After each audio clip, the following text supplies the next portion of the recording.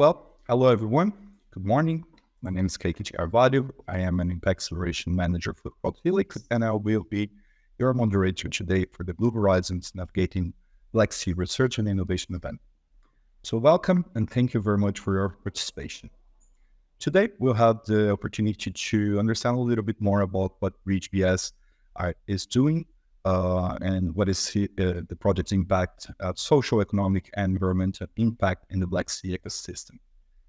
Before we start, I just wanted to mention a few housekeeping items. So first of all, please keep your microphones off during all the presentations.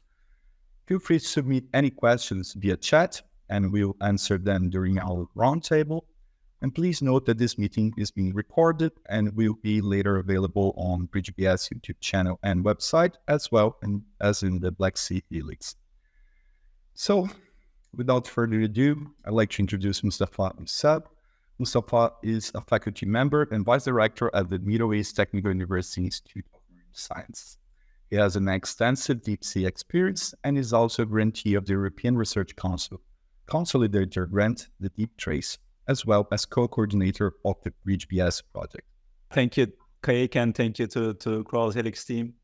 Okay, I'll start slowly as people are joining, but thank you to all participants for your interest in this event, which will of course showcase Bridge Black Sea, the project.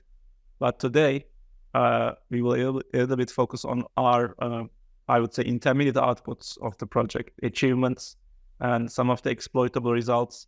So the focus of today will be about impact. Actually, impact is what we really need in the Black Sea region.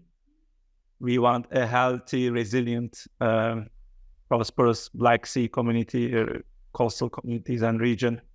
And we want, of course, a clean and resilient ecosystem. So with this broader vision in mind, of course, the Black Sea Research and Innovation Initiative has been a priority in different times at international level, but the latest, let's say, wave of interest was initiated in 2017 with the establishment of the Blue Growth Initiative for Research and Innovation in the Black Sea.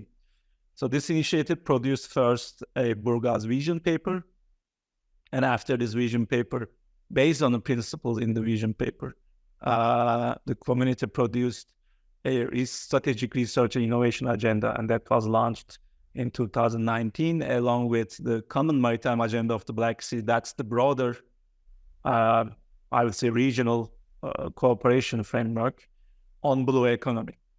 So, and since 2021, two projects have been supported to implement parts of the Syria. So Syria is the Strategic Research Innovation Agenda. So these are Bridge Black Sea, this project, and we have a sister project called Doors Black Sea. So the two projects are working side by side to implement the Syria. A lot of things are happening these days, these months, different events. Many of you have already joined the events of these projects. So as we stand now, an important achievement of last year was the launch of the Syria implementation plan. So the agenda that was launched in 2019 was a broader set of priorities, but through many rounds of national and international consultations, the Black Sea Connect CSA project produced the implementation plan. So the very implementable pieces of the Syria. That's out, and part of that plan also needs attention and implementation. So yes, this was the implementation plan launch event that I was mentioning. So the Syria process and the preparation of the implementation plan was supported by the Black Sea Connect CSA, which ended last year in this final event in Brussels, as you can see. And with this event, the implementation plan was launched. Maybe before we focus on Bridge Black Sea, it's good to share with you some of the, let's say, most recent implementation directions that community is actually pointing out to. So, for example, digital twin of the Black Sea is one of the pressing priorities, which would be, of course, coupled to a more broader European ocean twin. further work on effect of multiple stresses on Black Sea ecosystem and its biodiversity. There are also research priorities on infrastructure side, observing systems, and especially special, maybe more blue economy observatories also dedicated to things like underwater heritage and coastal heritage is also one of the implementation plan directions. On blue biotech side, there are many actually potential where Black Sea is actually very of high potential, such as blue biotech or high-tech aquaculture and mariculture and marine renewable energy. So the implementation plan really emphasized these very specific blue economy directions for the Black Sea. And last but not least, the implementation plan emphasizes continued support to innovative approaches to connect scientists, policymakers, industry, and society, and of course, blue skills and capacity building, about which you will hear more both from Matteo and Marta in the next talks. So, Bridge Black Sea, it's a consortium project, Horizon 2020 project, funded under the BG, one of those BG calls in late 2010s. It's a research innovation action, and we do have 31 partners from Black Sea countries, but also from member states of the European Union.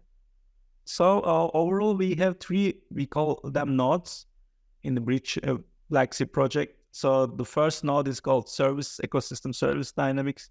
Second node is called Blue Growth Incubators, and third node is about Empowered Citizens. Actually, the three speakers that you will hear after me, they will each focus on one of the nodes. Matteo, for example, will talk about the Blue Growth Incubators, a very specific application we are developing. Stefano will focus on service dynamics and different tools that we are developing under this node, and Marta will tell us a few demonstrations of how we are trying to empower Black Sea citizens and youth. Work packages, of course, these are, when we expand our nodes, they expand into work packages. And again, we will try to cover all of them today as much as possible. So the whole Black Sea is the focus of Bridge Black Sea project, but we have an additional approach, which was also the first for this region, so-called pilot site approach. So the pilot site approach, it's an approach where more focused and defined areas are in a way predefined, not in a legal way, but from a research perspective. And different ecosystem services were initially selected by the project consortium to focus on in these pilot areas. Of course, throughout the project, especially with the action of Work Package 6, some of these services were revised via stakeholder input. So these are sites where more intensive exploration from a research point of view has been conducted, but also in the cities next to these sites, intensive multiple rounds of stakeholder engagement activities called living labs were implemented. So let me give you some of the intermediate outputs, achievements of the project. Of course, all these things are still under progress, but many of our tools, or let's say results, are already available. One of them is our portal. So we have this Bridge Black Sea portal and also an associated database, which is not only a database including our own data produced from the project, but it also contains metadata to many historical data that have been produced in the Black Sea. Also, different projects are connected to this portal, such as NBLAS, Anomony, and the Black Sea Water Quality database as well. So already the records with data exceeded 400,000 records, and metadata exceeded more than 100,000 records. So you can go to our bridgeblacksea.org. I'm very sure Özgün will put the link in the chat in the next moments, and then you can explore it yourself. Yes, this is a quite integrated tool actually, and of course this particular tool is a crucial piece in the broader, let's say, broader structure of databases at the European level. So as you know, there are initiatives such as EMODNet, CDataNet. So we have designed our portal and database from the very outset to be integrated into these broader structures for sustainability and for long-lasting impact. In work package 2, so we are still in the first node of the project. The idea is to produce, develop and use both hydrophysical models of the Black Sea, but many of these models are with the ecosystem component. So that's really a standing feature of the Bridge Black Sea project. So we not only actually simulate the physics and circulation, but we have biology in it, all the way from microbiology to fish.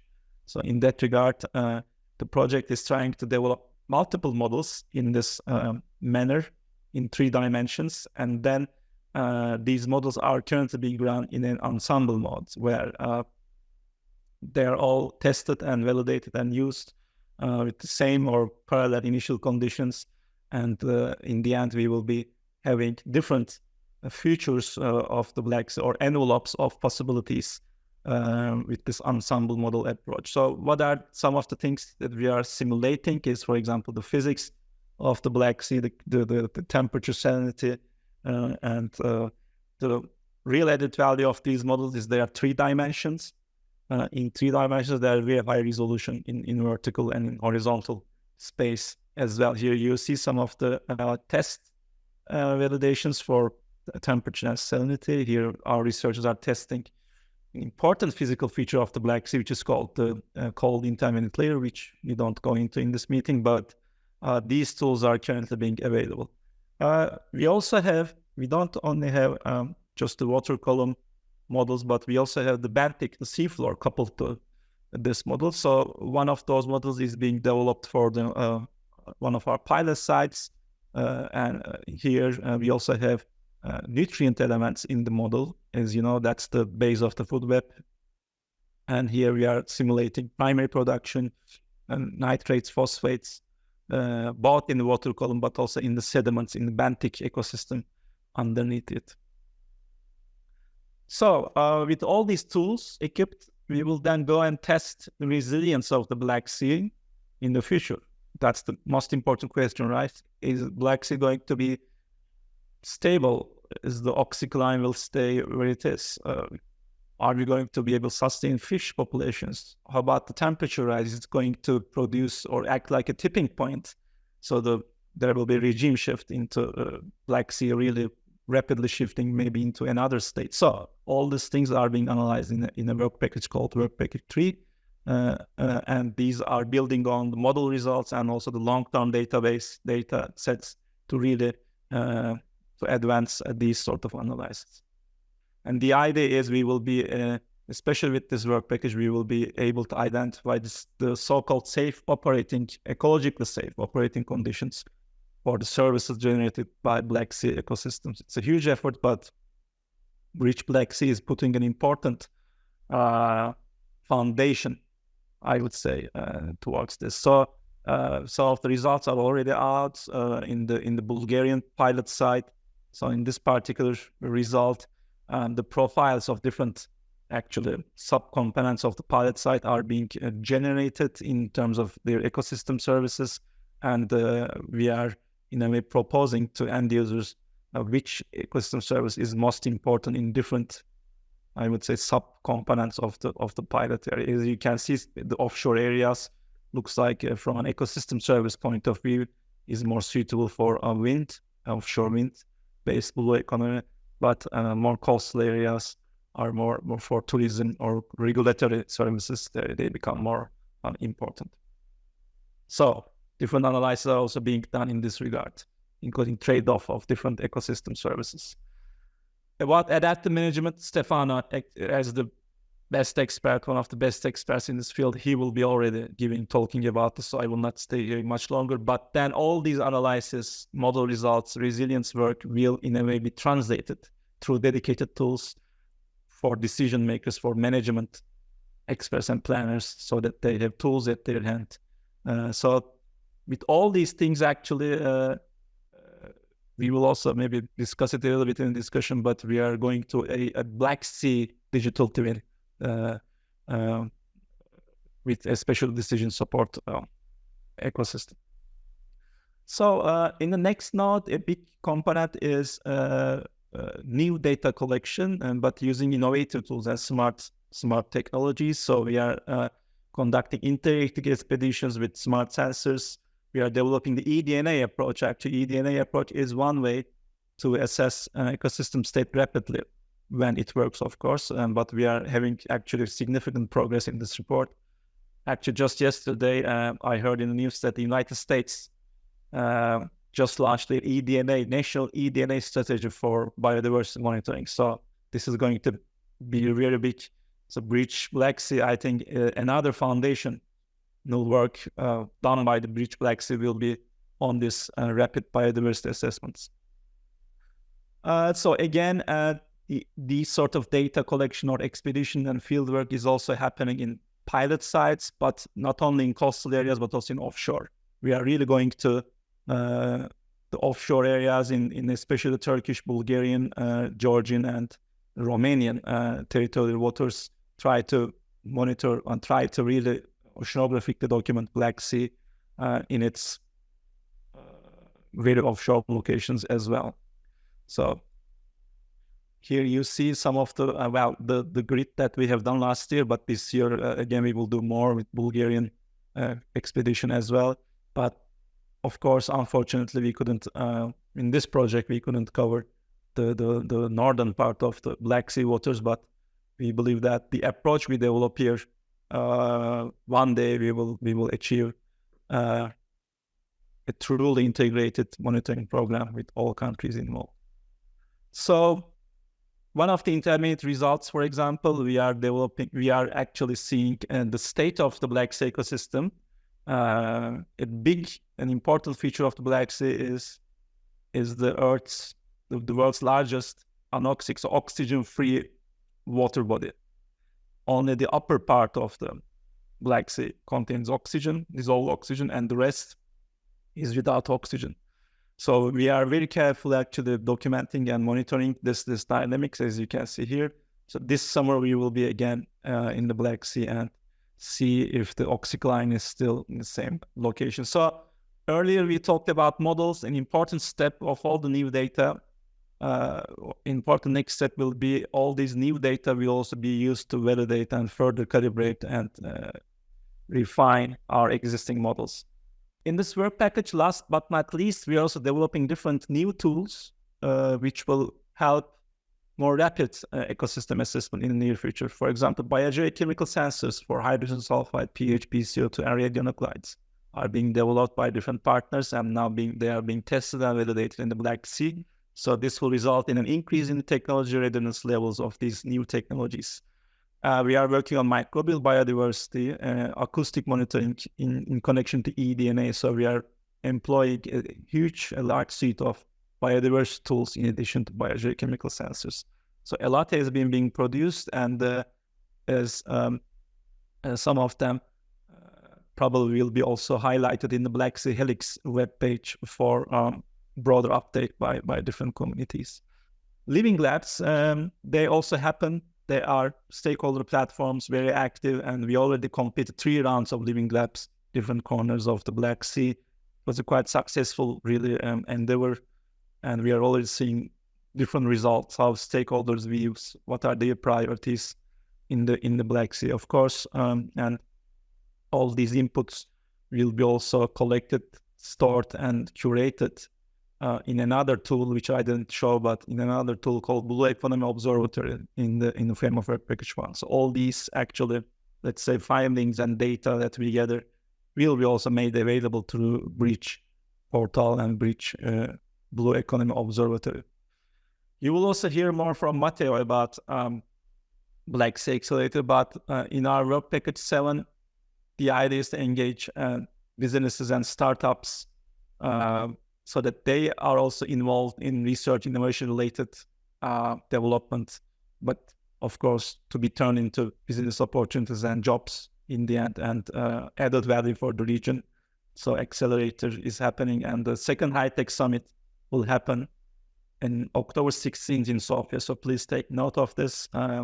The registration, I think, is already open or will be opened in the next few days. We had a very successful first summit in Varna, and second will be in Sofia, organized by many of our partners, organized by them. Science policy dialogue, of course, all these results need to be further filtered, distilled, let's say, for policy uptake, and that work is also now intensively ongoing, the frame of work package. 8 and Marta again will give some demonstrations of what we are doing here in terms of capacity building, but we have different online tools such as Virtual Blue Career Center. Soon we will have a MOOC on science policy technology, so that's a massive online course. But other than that, we have this more physical face-to-face program called Young Ambassador Program, summer schools, and Black Sea Ocean Literacy Network. So a lot has been going on also in this front. An important achievement in this regard in Bridge Black Sea, now we have 12 PhD students in the project, connected to the project. They are developing doctoral dissertation work in different work packages, and it's a good number. It's a big number, really. So when Bridge will end, we will leave behind at least 12 young PhD graduates, which they will probably take over some of the work the project has started. So when we started working with Crowdhelix during preparation of the project, we brought them on board due to their basically their role as an enabler of impact. And you will see they will also explain how this will be achieved. But maybe for food for discussion, I also include here the expected impact from the call that Bridge Black Sea was funded. So enhanced science policy dialogue, youth mobility, professional skill development, so transfer of technologies knowledge from academia to more industry, supporting startups, technologies, supporting MSFT, Bucharest Convention, and other policies, European level policies. So harmonized standards and so all these things are expected impacts. And when I look at the project from that point of view, we are already actually started to achieve some of our expected impacts. We are already addressing through models at least 9 good environmental status indicators, descriptors, which is the basis of the MSFT, as many of you know. We already established 5 different living labs and already exceeded our target stakeholder number. I can already tell you that 2 levels of technology readiness already have been gained for different sensor technologies. Through the Black Sea Accelerator, we are already collaborating with over 30 startups. PhD students, summer schools. The second one will happen this summer, end of summer. So in a way, and Bridge is also now contributing to both national level policy, but also international level policy activities such as UN Ocean Decade. But all these impacts and all these different, I would say, are exploitable aspects. We want, of course, them to be more integrated with the Black Sea Helix that Crowdhelix has now established, and with your support, of course, with your participation. This will be one of the things that the project will leave behind, this community of stakeholders and companies, startups, or experts. So it's, in a way, I think, like a Facebook of maybe innovation. Maybe it's not the right term. Blue Sky or Twitter, maybe. Kais can explain that later. But anyway, we also have some targets about the Helix. But today is about impact. How Bridge Black Sea has generated some of the expected impacts, but we're also looking forward to your input and your suggestions to us on how we can jointly achieve our impacts.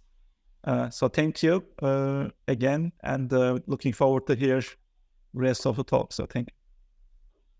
Thank you very much, Mustafa. So I'd like to introduce next Stefano Menigo. Stefano is a senior researcher in maritime special planning and decision support tools at the Institute of Marine Science, which supports with the Italian National Research Council. With over 20 years of experience, he specializes in developing innovative digital solutions for information management, knowledge production, and interactive analysis. Stefano, please go ahead.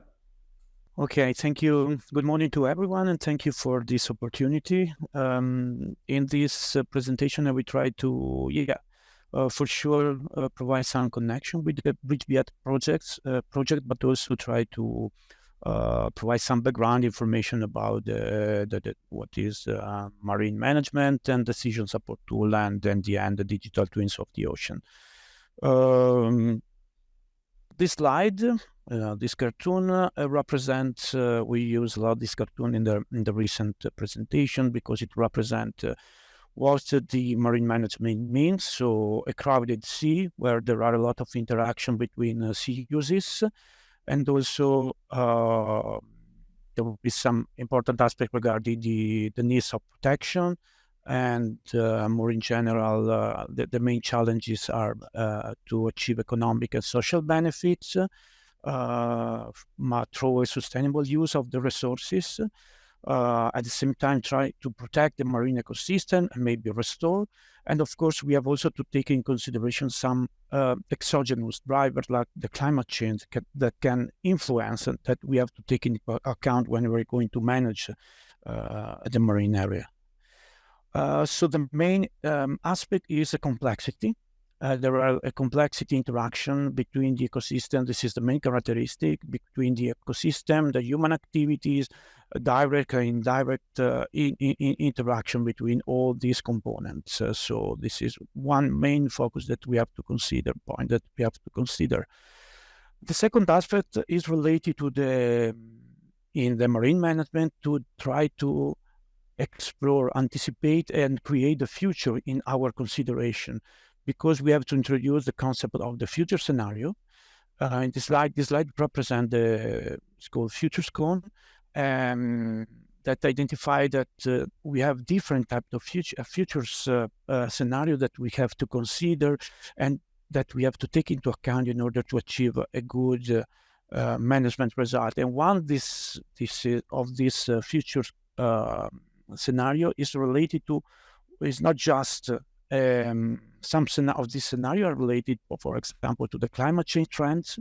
Other is related to the business as usual trends, but other are related to what we would like to do with our sea space, which are the achievements that we want to obtain in the future. And we try to implement this kind of methodology within the BRIDGE-BS project in the context of the adaptive management. We will discuss a bit more in the next slide. But why we need the decision support tools in marine adaptive management? The first aim is to try to handle the complexity, both in terms of interaction that we highlighted before, but also in terms of complexity of the process. Multiple actors are involved in the process, from the public administration, manager, planners, and scientists, and so on. But also complexity in terms of multidisciplinary data that we have to manage, and heterogeneous data models, sources, and format that we have to put together in order to support the process. In this slide, I have tried to summarize the different digital decision support tools that we can adopt and use in the different stages of the adaptive management process. Just to provide you some example, for example, we need to support the first stage to define the goals and objectives through some stakeholder engagement tool. I just mentioned SeaSketch is one tool that supports the stakeholder to draw in the map the future scenario that they want to achieve, the polygon where maybe they want to put a new marine protected area or new aquaculture and so on. Other tools are related to gather data and define current conditions. The GeoPortal tool presented before by Mustafa, or the catalog of info visualization tool to represent the digital maps in an interactive way are this kind of tools that support this visual way to have to define the current condition. For example, we have tools that allow us to support better identify issues, constraints in a future condition, like for example the cumulative effect assessment.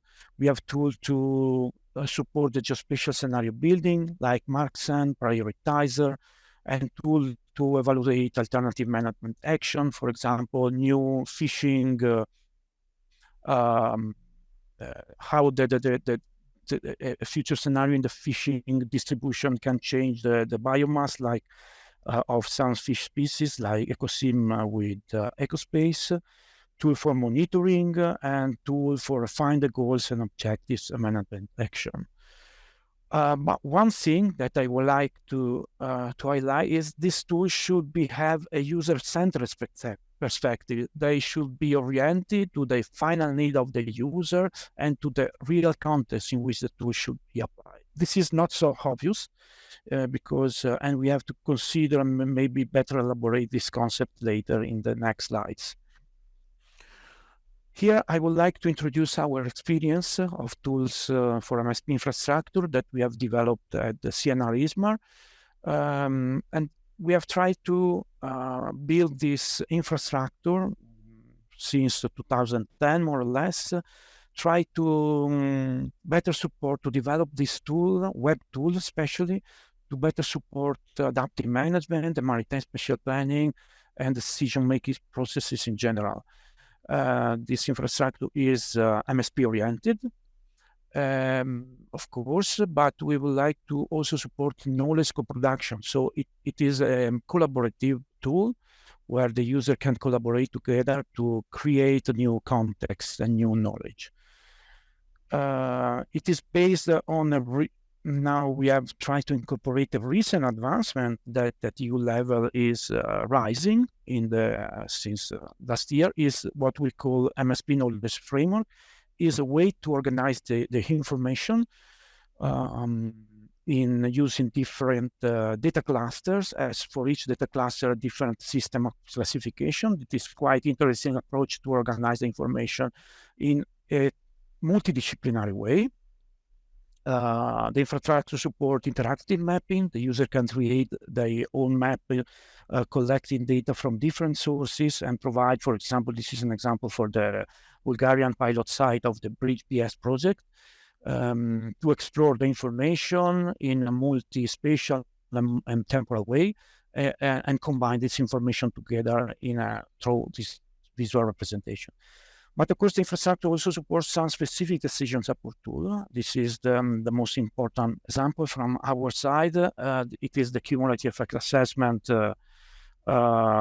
tool that combines information about the spatial distribution of the human activities, environmental components, in order to identify spatial explicit risk profile over the area. We have applied this infrastructure, and through the BRIDGE-BS project, a lot of advancements we include into this infrastructure, mainly related to the data collection for and harmonization for the Black Sea.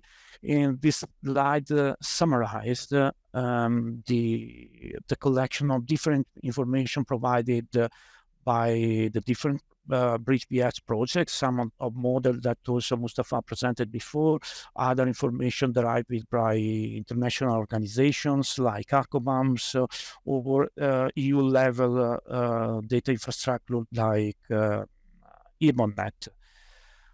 Another achievement that we have obtained within the BRIDGE-BS project is the implementation of risk-based cumulative effect assessment approach to different pilot sites and at wide basin scale, in order to identify the priority area of concern about the risk of that the presence of human activity in the sea exerted the risk and the pressure that the human activity exerts on the environmental component for the area, combining all the spatial information that we presented before.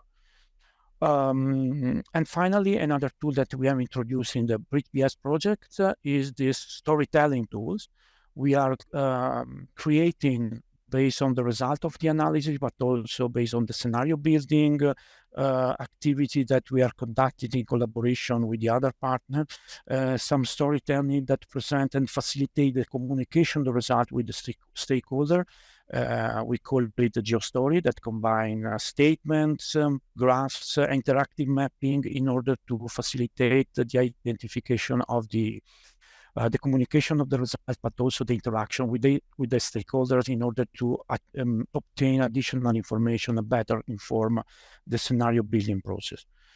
But as said before, there is an important game changer in the last years that are for sure the digital twins of the ocean that are contributing a lot, that are pushing a lot of effort in order to move the traditional decision support tool in a more interactive way, a more, let's say, dynamic way in order to better incorporate especially the exploration of scenario we will see in a moment. So the digital twins are actually virtual replica of the physical world, and they are connected with the physical world because there is some dynamic feedback from the digital, from the network, sensor network, in order to incorporate and assimilate the data in a dynamic way.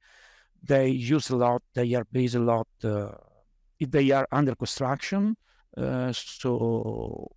and they are basing a lot the digital twin, new implementation of the digital twins on already EU infrastructure like Copernicus. But there are some important points that I would like to highlight here. So they provide a virtual interaction between the physical, chemical, and biological properties, models that describe these properties in the dynamic ways, and also to predict the property in the future, with assets and human activity. So the important things from an adaptive management perspective to connect not just the physical, biological, and chemical parts, but also the interaction with the human activities.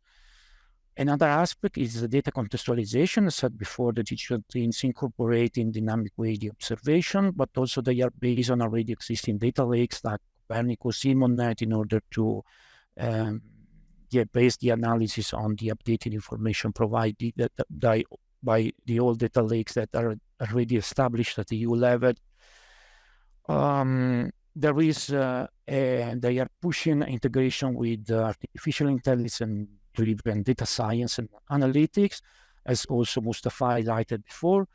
But in my opinion, I think this is another crucial point, they should be identifying new ways of interacting with and presentation of the data. So we're expected by the digital twin new graphical user interface to facilitate not just the communication of the result, but also the interaction with the twins by the final users, not just by the expert.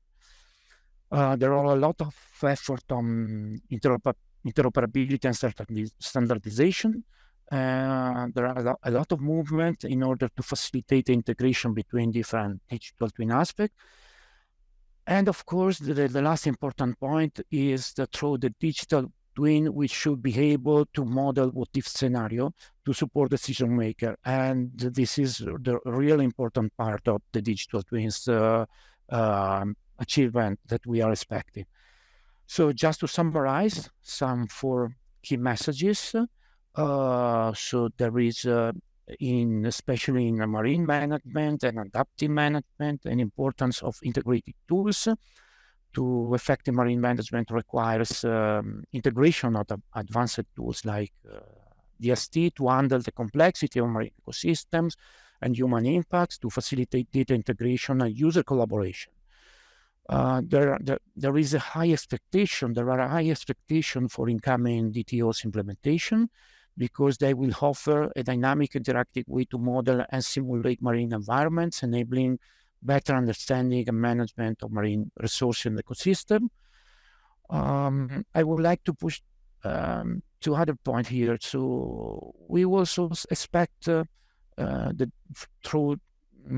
the DST and DTO collaboration efforts and knowledge co-production. We expected that this new DTO also support co-knowledge production by different users in order to that are not just the expert, but also the stakeholder and governments, industries, researchers, and so on, and other community, in a transparent way, support the knowledge co-production process.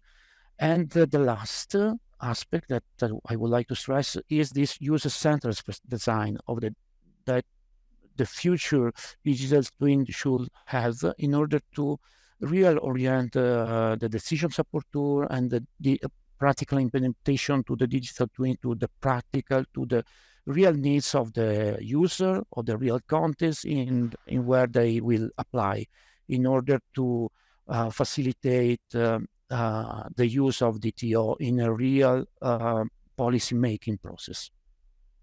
Okay, and I have finished my presentation. Thank you very much, Stefano. I will now hand over to Matteo Bocchi. Matteo has over 25 years of experience in innovation policies and sustainable blue economy. He worked all over the world in the Mediterranean, Atlantic, Black Sea, Sub-Saharan Africa, Asia, and Latin America, and his expertise into innovation, research, and finance. He will be presenting how the Black Sea Acceleration and the High-Tech Summit will empower the economy innovators. Yes, thank you very much. Sorry for the pompous introduction. This is where we try to look at what the bridge offers to scale up innovation. So we really take innovation in terms of technologies, SME, startups, even business ideas, and we try to accompany those actors to the market, basically. Well, this is something that has been introduced already by colleagues, and in doing so, we help implementing the strategic research and innovation agenda. We are based in the overall configuration of Bridge. We are based in the Blue Growth Incubators, so the blue bubble on the top. And basically, as part of these Blue Growth Incubators, we engage with socioeconomic social innovation. We look at observation, but we accelerate business models, which is our work package 7. So this is how we position in the overall structure and work of the project. So our work package, so where we look to really support and speed up the uptake of new business model and new technologies. We work for high-tech summits. So as it was said, we did the first one a couple of years ago, and there's another one coming in mid-October. I will mention later on. It's been already mentioned, in fact. That way, we had a look of like most promising business model for the Black Sea and for the blue economy overall. And we try to support and accelerate those so they get more proximate to the market. And then we will, and we are, on the basis of our experience, also draw conclusion and recommendation and ways to really support scaling up of companies and technologies in the Black Sea, possibly overall across European sea base. So we work in the Black Sea Accelerator, BSA, to use an acronym, together with the other kind of sister project in implementing SRIA, the Strategic Research and Innovation Agenda, namely the DOORS project in the Black Sea. We basically do 4 things. We provide expert support, a lot of market analysis, and also maybe strengthening the solution that we identify as a potential one.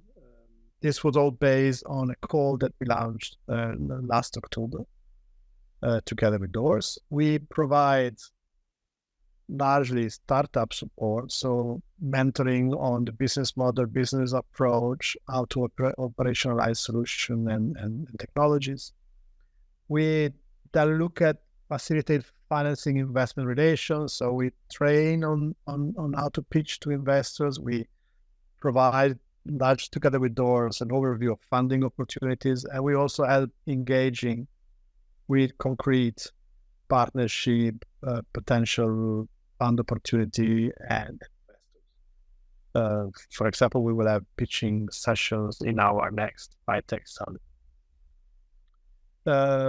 And then we also offer access to markets. So it's important to mention that we focus our support for, let's say, Black Sea operators, individual researchers, organizations, and companies, but we also are interested in bringing innovative solutions in the Black Sea. So we also have we're also open least the first call was open for non-Black Sea ideas, solution, and enterprises to really be more engaged and involved in the region. We receive quite spread up a number of applications. We receive about 30 applications overall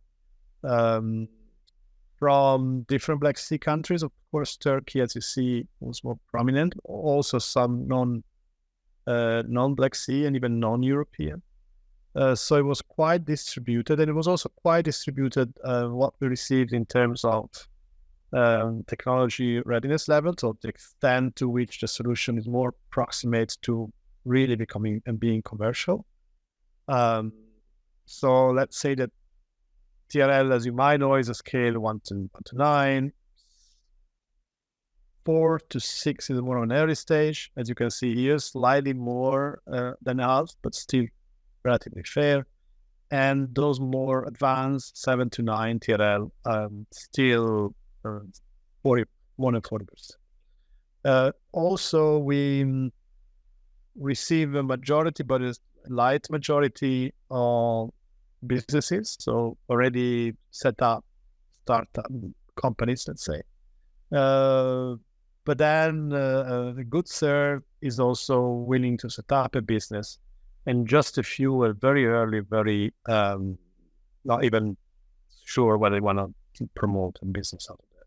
So overall, it's a relatively proximate to market and really looking at entrepreneurial and business development potential.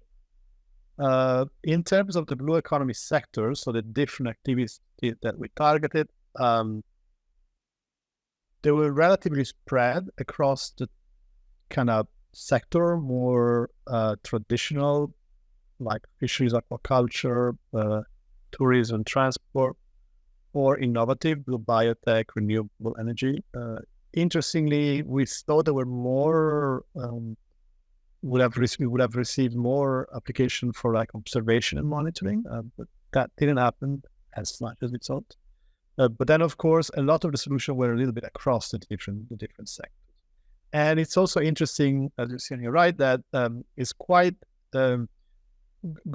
There's a fair spread between the type of services that the applicant requested. There's a slight majority on finance, matchmaking, and business development, but it's relatively spread. And frankly, one of the unexpressed but then very clear expectation of applicants was really like networking, defining new partnership in the region and outside. So that's really what we bring to the market, because we don't have ourselves, as other accelerators have, how can I say, like some sort of financial support that we can offer directly. So some accelerator and incubator, they screen and then offer financial support to some of the best of breed. We really provide technical advice, networking, and creation of such relations. And that's very much appreciated. Then one thing that I added to the initial set of slides is this idea of giving us some sense of some of the applicants. And as you can see, they're quite spread across the different countries. They look, both made, for example, really foster greening and digitalization for yachting and marina. Actually, now their business model, also through our kind of support, their business model is really trying to create communities around their platform. They have a platform where it provides services, advices for the greening and digitalization of yachting and marina owners, but they're really now trying to create almost community of practice around the platform, including public operators. So if any of the people in the audience is interested in that area, I think it's a quite interesting opportunity for not only business development, but even like local policy development and sectoral development. Biotech, based in Turkey, really looks at how to transform typical, let's say, very recent algae in the Black Sea into biocompounds. So really getting higher added value while removing some algae from the region. Other, for example, the Italian one, Gulf Twin, really looks at high-level technology, digital twin and AI to create simulation and forecasting for understanding underwater systems based on a lot of data. So this is one of the few that looks more at observation and that type of thing. Other, Maritime Consular, really looks at automatic end-to-end maritime operation for maritime transport and ports. Trace Soil, also quite interesting. Based in Romania with a partnership in Bulgaria, looks like really at how recycling macroplastic, and by doing that, creating hydrogen ammonia for energy. Could be an interesting tool for propulsion of ports, but also for maybe small-scale transport and any sort of powering solution for river basins or coastal operations. Galera 04 looks at shipbuilding for eco-friendly water transport. They also try to pilot in this totally sustainable green taxi for the sea model. Aquafeed Pro in Georgia, it's also interesting, slightly different as the other, because really look at like how to support address the need of local aquaculture production. Typically aquaculture production, they have to rely on external feeding, which are not necessarily good quality, but certainly high price for import tax and all. So they really try to develop local feeding, high quality for aquaculture production, therefore boosting the sector. So as you see, there's a mix of technology sector, and these are just a bunch of those that are more like assiduously following up, but there's more. So this is basically our overview, just looking ahead, as said, and giving a bit of an overview of what we've done so far concretely. So we started with really supporting business model. We had a kickoff early in this year. We offer a lot of support for pitching, business planning together with doors.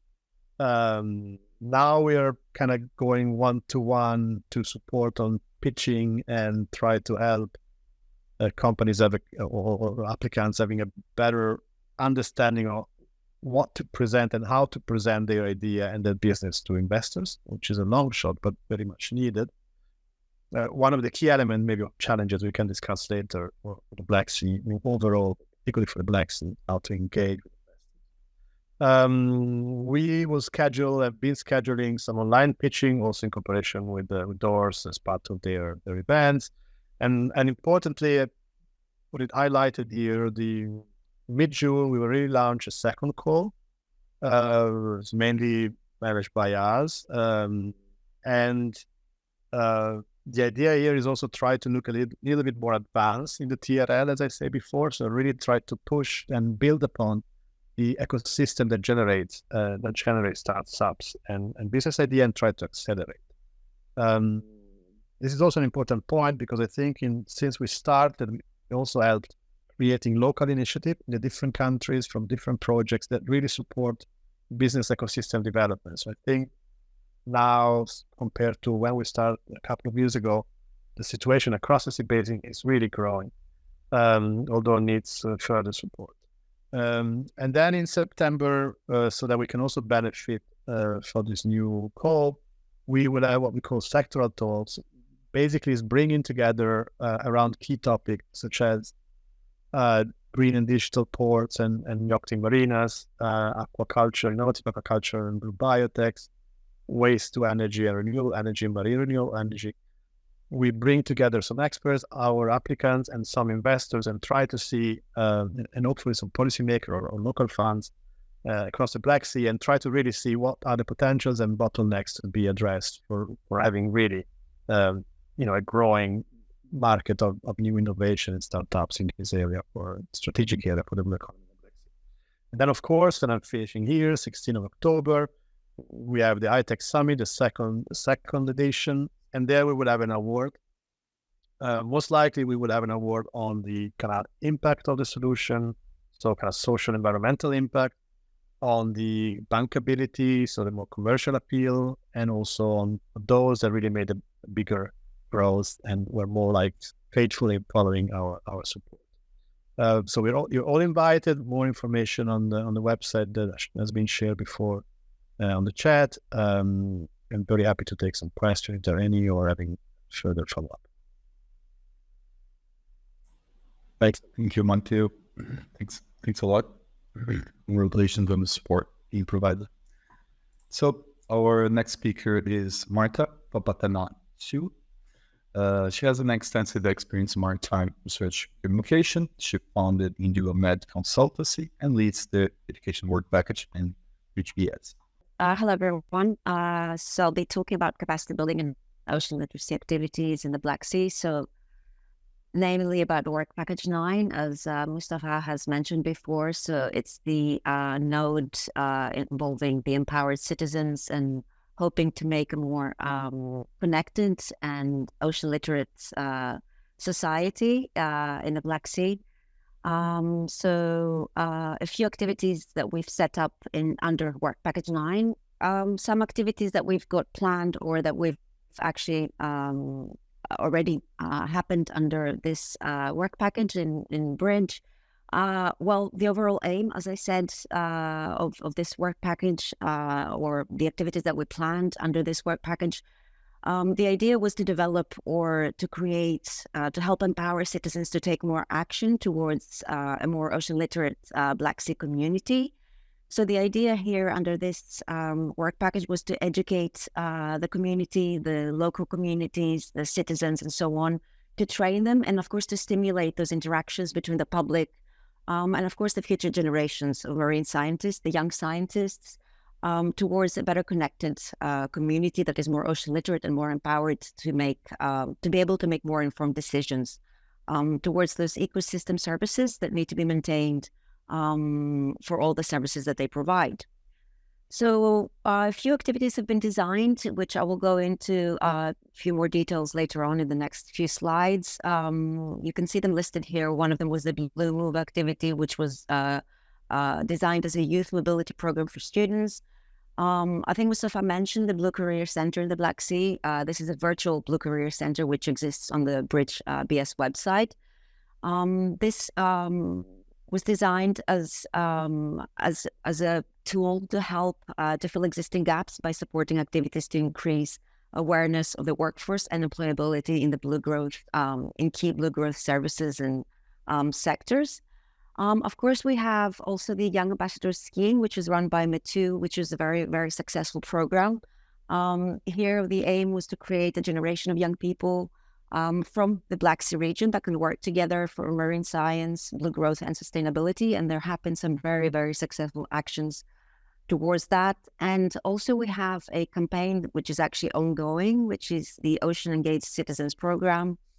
And under this, we have certain activities such as the establishment of the Ocean Literacy Black Sea Group. We have the Citizens for Science campaign, and we have a couple of other campaigns. One of them is the Marine Gastronomy campaign, and the other one is the publication of the book on historic Black Sea lighthouses. But I will go through these in more detail in the next few slides. So, as I said, the establishment of the Ocean Literacy Network, we will see in a bit more detail. The Responsible Consumption campaign, which hopefully will aim to help citizens make better informed choices regarding their seafood consumption. And we will publish an ebook for that, and a few more others that we'll look at in a few more details. So now the Virtual Blue Career Center that you can find on the website, this was launched in June 2022. Basically, it includes search capabilities. You can find information on professional opportunities, on conferences or placements, on anything that's related to the blue economy, especially for young professionals or students. We invited partners to submit their propositions for their posts. So it's basically like a tool for anyone that's interested in the blue economy, whether they wanted to do some sort of exchange or attend a conference, or basically to build their skills using this tool. It has consistently ranked among the top visited pages of the BRIDGE-BS website. We'll see it in the next slide as well in more detail what it includes, but it's a very, very useful tool for those wanting to find opportunities to work in the blue growth sector in the area. We've also, as Mustafa said, we've got 12 PhD students. BRIDGE-BS tried to co-mentor a PhD student program from European and Western, Black Sea and Western European universities as well. So we've announced quite often, we try to gather interest from co-mentoring PhD students from the two different areas. We managed to have 12 PhD students working on the BRIDGE project as well. And lastly, the other thing that we've tried to do, which eventually was actually changed towards the end, coming up with some technical or administrative difficulties actually with the universities, we wanted to establish a science, technology and policy MSc at Blue Growth. Eventually, we decided that it would be easier if this was developed first into a MOOC, so a massive open online course. And we are taking steps towards that, which will be ready and delivered towards the end of the project. So it will be ready towards the final year of the project. Okay, so the Virtual Blue Career Center, as I said before, the concept was to gather information for all the goals, targets, groups, and activities of the center. We have 5 separate sections, one for each of the sectors of the blue economy with their internal structure.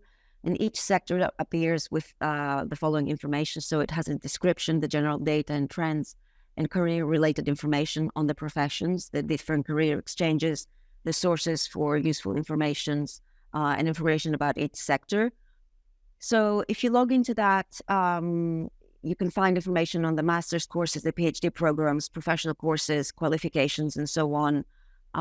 So like I said, it's one of the most visited websites, web pages on the BRIDGE website. And it also includes relevant mobility opportunities and projects suitable for the target audience and news and medias. So as you can see, it's actually one of the, I think one of the most successful web pages on the BRIDGE website. Without doubt, it's definitely one of the most useful ones for young professionals looking to expand their knowledge and skills. So in that sense, it really helps in people looking to expand their skills or looking to find opportunities in those 5 sectors of the blue economy that we're working on. Okay, so summer schools and training and learning exchange program, another part of the capacity building that's being carried out under this work package is the summer schools. Mustafa already mentioned these. We've held one of the summer schools already that was held in Turkey at Istanbul University last year. It was actually August 2022. We've had 13 students participating out of 41 applications, and the content included the overview of some of the blue economy sectors. We've had some exercise and group work, and including some group work presentation as well, and exchanges with the students and case studies with international practitioners. Now, the second summer school is coming up this year in Tbilisi University in Georgia. Here, the content is slightly different. The lectures will address the fundamental topics related to blue biotechnology. The format, again, is a bit varied as well. We will have interactive lectures and group work, and this time it will include a hackathon as well. The deadline was extended to the 30th of May, but it's been closed now, as far as I know. So we will, again, I think, host about 10 to 15 students, if I'm not mistaken. And in terms of training and learning exchange, which is another very useful task or subtask rather to build capacity and exchange skills within the consortium.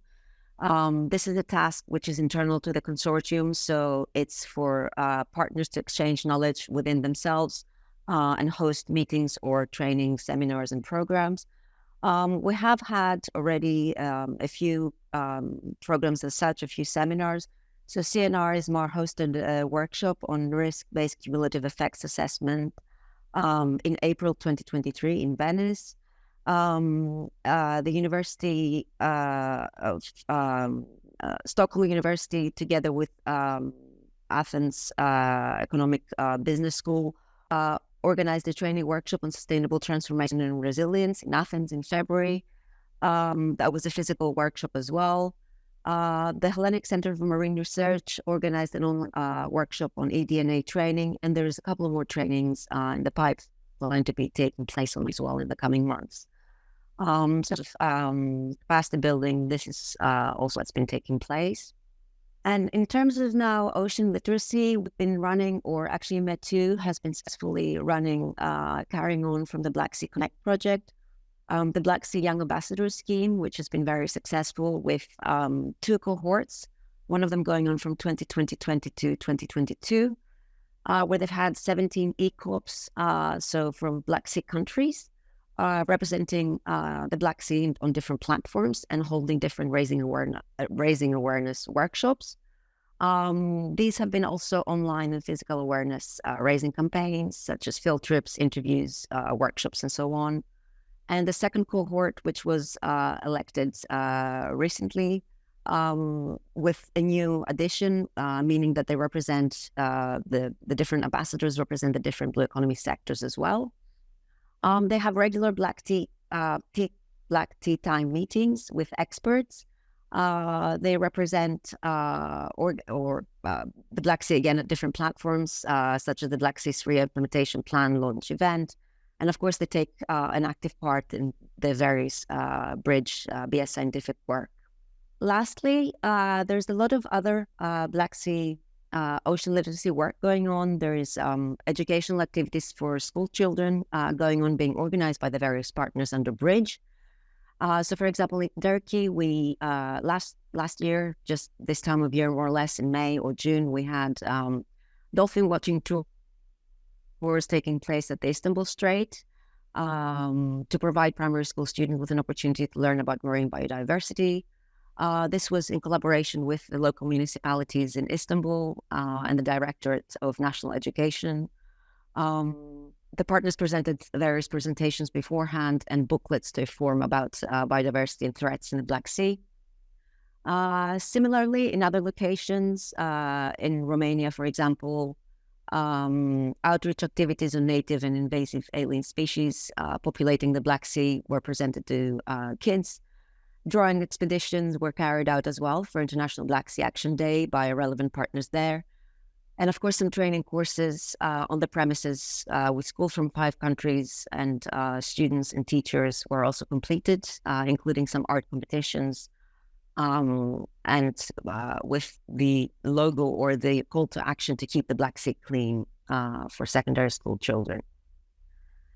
Now, the last thing I wanted to talk about was the Ocean Engaged Citizens, which is the overall campaign that we're planning to promote, which basically includes the Ocean Literacy Network and the Science for Citizens campaign. I don't know how many of you were aware of the conference, the MC conference that took place in Batumi in Georgia in October 2023. MC is the European Marine Science Educators Association. They're our partners in BRIDGE under Work Package 9. They've created an online directory of ocean literacy initiatives in the Black Sea. This can also be found under their BRIDGE website as well. And they've basically mapped all the ocean literacy efforts that happened in the Black Sea over the past 10 years or so. And they've created that directory where you can go and search for what's been happening in terms of ocean literacy in the Black Sea. But apart from that, they held the conference, which brought together some ocean literacy actors in the area together, and they created the first ocean literacy network in the Black Sea. So everybody came together for that conference last October. But apart from that, we're also designing a campaign right now where we basically designed, we've asked people what are the topics they would like to know more about in terms of the threats to the area, the threats to the Black Sea, their local area. So we're, based on these results, we're designing 5 mini campaigns or 5 short videos.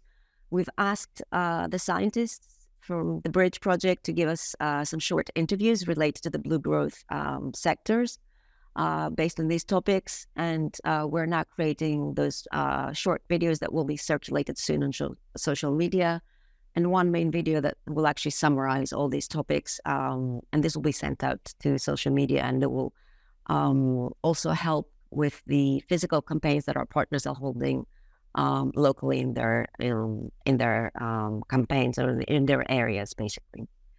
So I think this is it in terms of ocean literacy as well.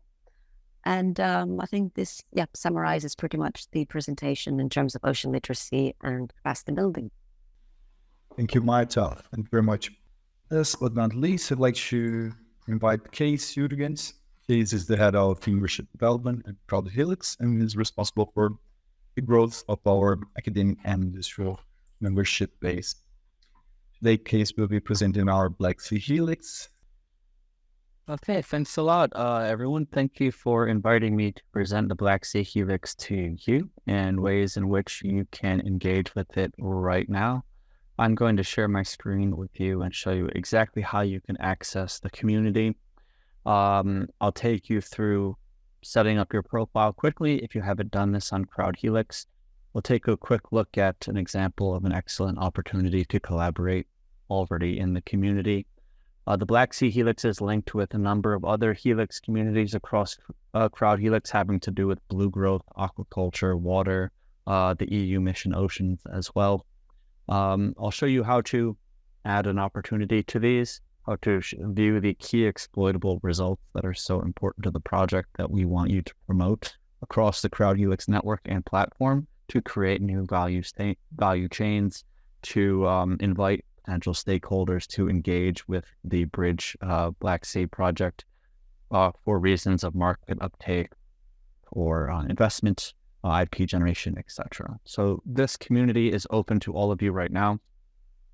For those of you who might not be members of Crowdhelix or of the consortium, I've dropped a link in the chat, crowdhelix.com/register/project partner. This will allow you to create an individual user profile for yourself to explore the community and the other communities on Crowdhelix as well. Okay, so just some very quick information about Crowdhelix as I don't have a lot of time. So this is our platform, and this is where you'll find the Bridge community. Opportunities, these are posts on our platform from researchers, academics who are seeking or offering expertise of some kind to engage. We have just over 15,170 individual users. We are a quality over quantity version of other similar platforms for facilitating collaboration and showcasing key exploitable results.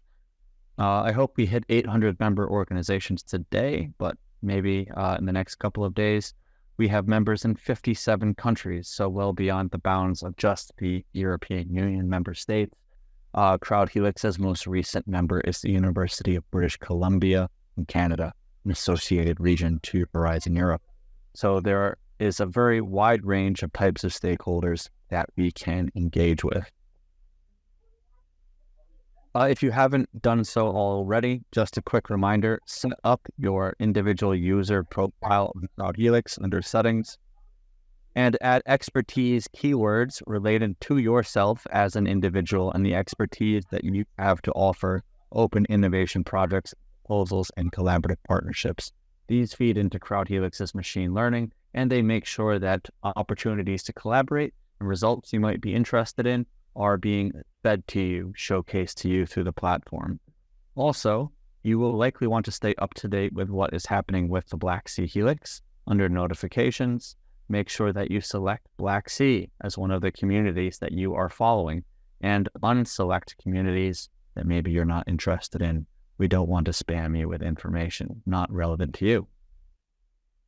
And so ideally, once you've set up your profile, the platform will match to you two different things. It will match to you opportunities to collaborate coming from other users across Crowdhelix, seeking partners that maybe have, expertise that you have to offer. It will also showcase to you opportunities to collaborate coming out of the European funding and tenders portal, cutting down the amount of time that you spend going through work programs for opportunities to apply to. But those are just the very basics. We're going to focus now on the actual Black Sea Helix. Crowdhelix is broken down into 50 thematic communities. We call them helixes. And it's within these communities that individuals and organizations are profiling themselves, their expertise, and how they can participate in and contribute to open innovation projects. Black Sea is one of them, and we're going to filter by this. We could also filter by identify communities like aquaculture and maybe mission oceans or water, and see the most recent opportunities to collaborate that have been added across these areas of interest. Some of them are from our staff members promoting events like this one. Others are from organizations seeking academics because they want to collaborate in some way. We can skip directly to the Black Sea Helix itself. Under Network and Helixes, you will find all of them. And we can engage with this community in a few different ways. The first are the opportunities to collaborate that have been added by people like yourselves. So for example, this post here that was added under EU Mission Oceans, cross-posted to the Black Sea Helix and the Society Helix, deadline of the 18th of September, in Innovation Action. They're seeking international collaborators for upcoming Horizon Call, Our Blue Future, seeking expertise in ocean literacy, marine administration, environmental psychology. These are the types of collaborative partnerships that we're facilitating for the future within the Black Sea Helix, linked with other communities. So this is a fairly typical type of post that you might see on Crowdhelix. They go into detail about their expertise and what they have to offer the consortiums, how you can engage with them. You could leave a comment below like this individual has done here.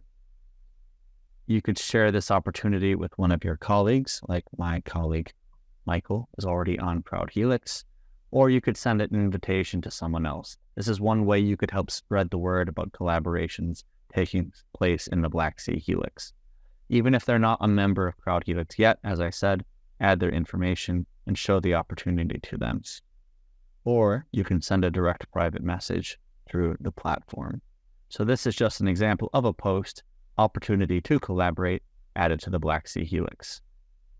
Results is the other side of the coin here. So the most recent key exploitable results that have been added to this community that focus either on Bridge specifically, the Black Sea in general, or other cross-cutting areas like water and aquaculture.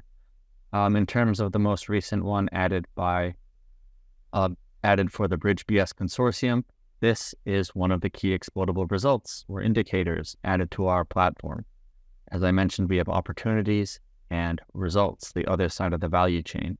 Part of the purpose of my quick presentation here is to encourage those of you on this call to post opportunities to collaborate within the community and also post key exploitable results and technologies like these ones onto the community as well. The more engagement, the more content that we add, the more lively the community will be, the more it will act as a community, the more it will promote the project going forward, even for several years after the funding is finished and the project itself has concluded. And here are excellent examples of other types of key exploitable results that have been added to Crowdhelix by our member organizations and their various TRL levels. So all of you who have access to Crowdhelix can take advantage of this, promoting the opportunities to collaborate, as well as the key exploitable results that are coming out of this excellent project. In terms of events, well, you are at this event right now. It's even wrapping up in a few minutes. This is our most recent Black Sea Bridge-focused event. But we will be at other upcoming events as Crowdhelix, as partners in the project, promoting BRIDGE-BS and its results and its consortium. For example, at the Digital Ocean Forum in Brussels in 2 weeks' time, and the European Coral Reef Conference happening in July in Italy. So we as partners focused on impact will be doing our best to promote this online and in person at upcoming events. But we can touch on more events in just a moment. If we click View Helix, well, this is kind of the landing page for the Black Sea Helix, Black Sea Ecosystem Management and Blue Growth, information about the project. There are currently 154 researchers from 27 countries following this community. My colleague Kaika is the manager of the community. As you all know, METU is the leading organization of the community. If you want your organization's logo to appear here and it's not appearing here yet, well, there will be a button here that says Join. Crowdhelix's logo is already here, so if you're not seeing it, I'll show you an example in a moment. But join the Helix as an organization. join the Helix as an individual as well. If I click this, I will leave. I do not want to leave. So make sure you're up to date, following the community. Your organization's logo is featured here as one of the major players within the community. Below we have resources, links to social media, etc. A link to the Bridge website as well to learn about the project. So this is what we've put in place. I'm encouraging you now to take advantage of the fact that this community is here to post more opportunities to collaborate, to post more key exploitable results and technologies related to the Black Sea. That's why the Black Sea Helix exists, and it is cross-cutting with other areas, as I mentioned, like mission oceans, like water, like aquaculture. So take advantage of it. It's here for you to use, and it's open to you. In terms of upcoming events, in addition to those I've just shown you, we are hosting tomorrow a Mastering MSCA Co-Fund training session. This is for Crowdhelix members. We bring in an industry expert to teach you about how the best tips and tricks to apply for this type of funding. Our next in-person sort of matchmaking event, as well as an exploitation event, is focused on a project called Varsities, happening in person in Italy later this week, unlocking the power of nature-based innovations, also applicable to many of you here. And we will be focused on facilitating partnerships for European mission climate calls, cross-cutting in many ways with the Black Sea Helix and the work that you are doing. So these are the types of events we're hosting on Crowdhelix.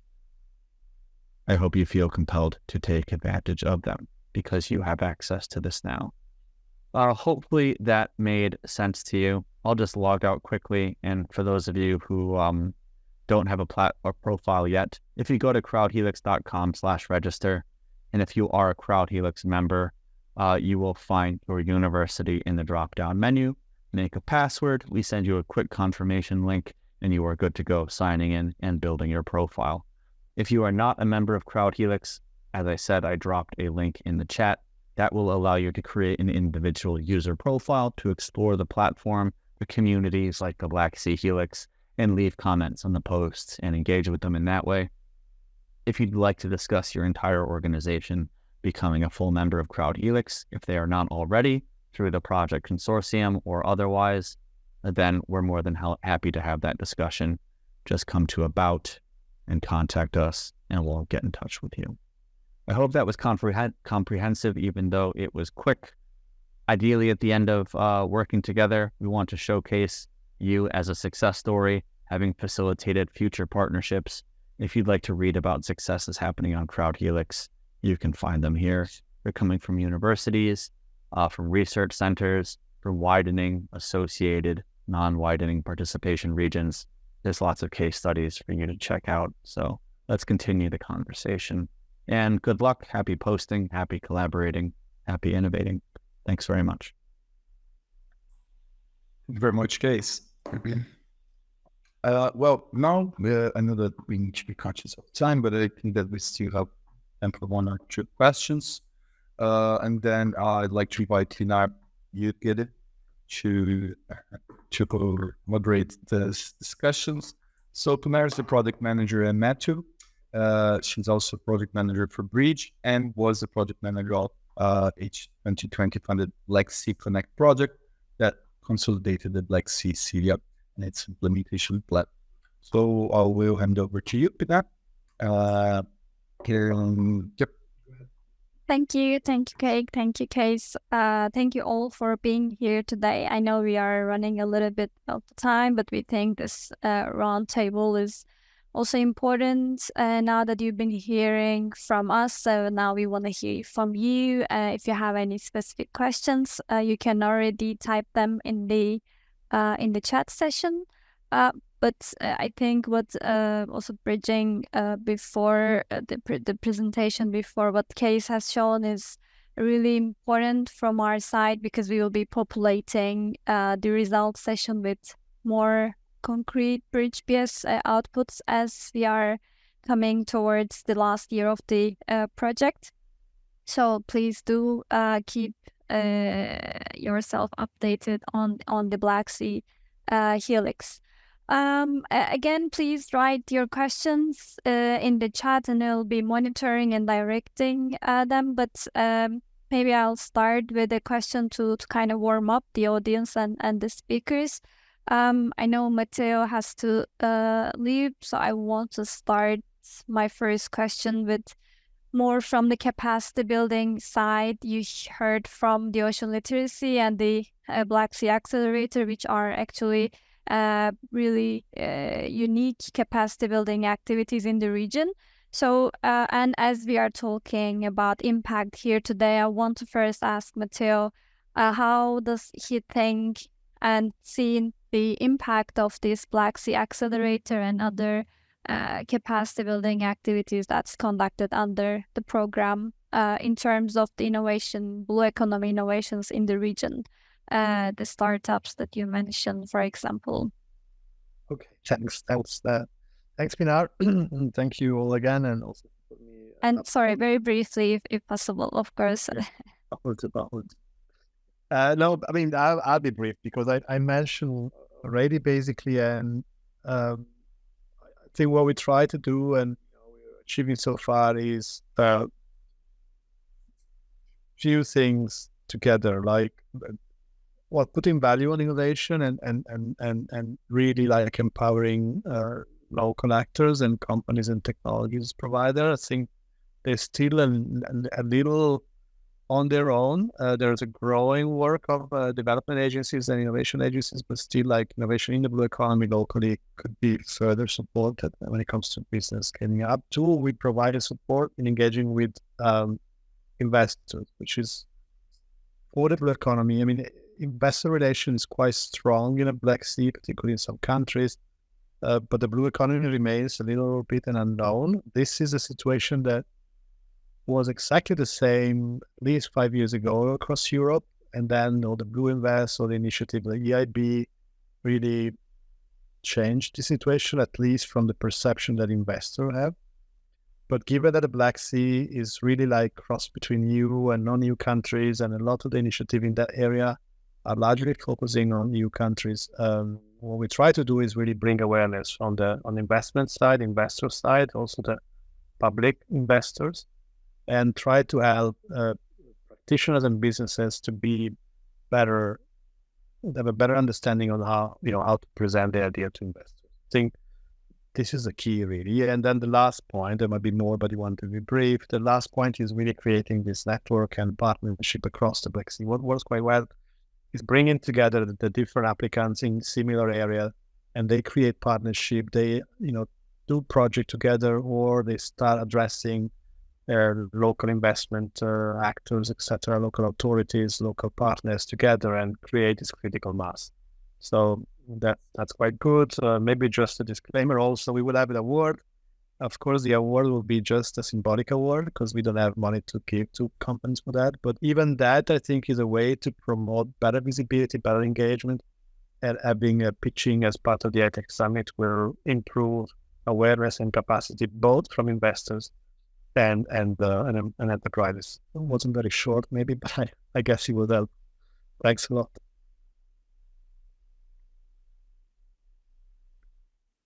Thank you, Matteo. I think that was very comprehensive. I had one more question before maybe we move on to the chat. Well, Stefano, maybe that one goes to you, but also maybe Mustafa, in terms of what you guys presented, the decision support tools, the DTOs, these are the really emerging concepts, not only in Europe, but of course universally as well. And you mentioned our BRIDGE-BS contribution in terms of the demonstration that we kind of have.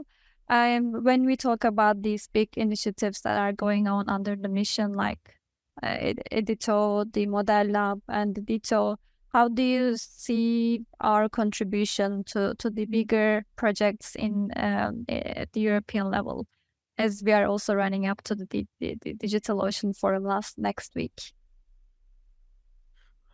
Yeah, this is a great question. Yeah, Actually, I think BRIDGE-BS project actually provide a lot of background information that can be incorporated in DTO initiatives, starting from the model, from the models that for sure provide all the models, especially provided through the work package 2, is the fundamental knowledge to inform this kind of DTO. So I think a great effort can be put to better identify which are the another important point about the BRIDGE-BS are the scenarios. The scenarios and the future scenario perspective, both in terms of climate change scenario, but not only, also the scenario that are related to the business development, but also to our expectations for the future of the Black Sea in terms of ecological, environmental conservation, and so on, are very important. So all the discussion that BRIDGE-BS is carrying out now about the scenario building are fundamental, because it is a starting point. Especially because it's going to connect which are the more technical aspects regarding the model with the expectation of the user, the stakeholder, the policymaker. This is a critical point that the DTO implementation not always cover. So I think this is a crucial starting point for us, and it is for sure a good starting point. Then technically, of course, we can discuss about better investigate the land interactions in terms of pollutant, but also in terms of future scenario development about the tourism in certain area are critical. And other important things to consider are the fishery and aquaculture development and offshore wind farm, renewable energy. So there are a lot of things. But of course, BRIDGE-BS really try to cover a lot of this aspect. We have to try to better identify the needs in terms of user need, but also context needs, and orient the use of the model in this perspective to make it really, really applicable, the use of the digital link in practical case of marine management. But I will also leave the floor to Mustafa, of course. Thank you, Stefano. Actually, I also see in the chat that there's a question about the impact of war on the Black Sea and its blue economy. Actually, this is the type of the digital twin tool and all the associated ecosystem that Stefano described is exactly for responding to these sort of issues as well. The marine environments are, of course, there are processes which are near steady state due to long-term effects, atmospheric or geological forcings. But the sea itself is also impacted by episodic events, like extreme weather events. Like the one we are maybe this winter is going to be recorded as an extreme event as well, due to sea surface temperatures or the war and all the fluxes of pollutants, war-related pollutants, or the destruction of dam in Ukraine, for example. We know that all this created a source of pollution, additional pressure, but then we cannot really track all these inputs, all these episodic events, especially because we don't have an integrated system. And this system is called digital twin, and it will need not only numerical models of the system at hand, but it will also need a real-time or near real-time information from these sort of events, episodic events or regular fluxes. All these things need to be fed into the digital twin so that we can see the effect of these inputs immediately in the digital version of Black Sea, of course. So actually, in response to that question, I can say that digital twin is one tool we are developing to assess the impact of war in the future. But this is something we don't have, of course, resources enough to fully address this issue. So there needs to be further projects, follow-up projects, to also consider the effects of war, I believe, in the Black Sea, further multinational projects like Bridge-Black Sea and Doors Black Sea. So that would be my take to what Pinar's question, and also the question we have in the chat. Thanks, Kayık and Pinar and all, Stefano, Marta, Matteo, to all speakers and to all participants. we believe so through this event, we were able to tell a little bit about the intermediate results and some of the exploitable assets that are now emerging in the BRIDGE-BS project. And I hope now you have a better idea of the Black Sea Helix. This structure, as I said, will be existing after the project. So all the connections you make in the Helix and all the different networks you build through the Helix will be really long lasting. And as BRIDGE-BS, we are one project which started this, but we hope and we believe that future projects should continue to support all these initiatives that have been now existing, like the Black Sea Accelerator, the Helix, all the capacity building programs, the digital twin. So that will be my main message. Thank you to all. Thank you, Mustafa. Thanks, everyone. And I'll see you around. Have a great day. Very much. Thank you. Bye. Thank you. Bye-bye. Bye-bye. Thank you.